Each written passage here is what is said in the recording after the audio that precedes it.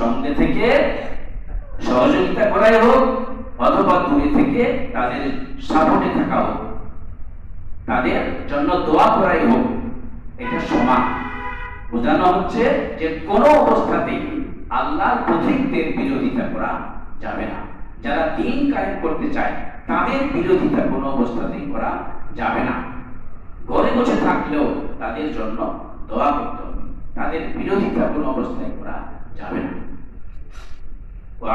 وعن عبد الله بن عمرو وفي رواية ابن عمر رضي الله تعالى عنه বলেন যে একদা এক ব্যক্তি রাসূলুল্লাহ সাল্লাল্লাহু আলাইহি ওয়াসাল্লামের কাছে এসে জিহাদে অংশগ্রহণ করার জন্য অনুমতি চাইল।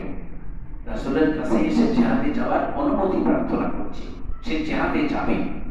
ফাকালা আহাইয়ুন ওয়ালিদাকা, রাসূল সাল্লাল্লাহু আলাইহি ওয়াসাল্লাম তাকে জিজ্ঞেস করলেন যে তোমার মাতা-পিতা জীবিত আছে? কালা নাম, সে বলল হ্যাঁ আছে।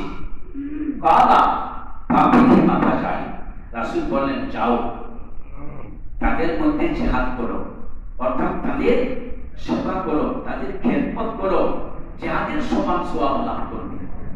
ওয়াফি রিওয়ায়াতিন আরেক বর্ণনায় আছে ফারজি ইলা ওয়ালিদাইকা, তুমি তোমার পিতামাতার কাছে ফিরে যাও, ফা আহসিন সুহবাতাহুমা, এবং উত্তম রূপে তাদের সেবা যত্ন করো।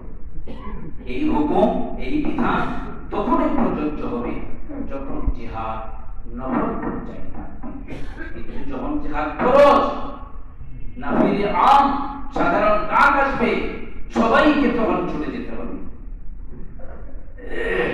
আল্লাহ তাআলা আমাদের সবাইকে দ্বীনের জন্য সংগ্রাম করার তৌফিক দান করুন।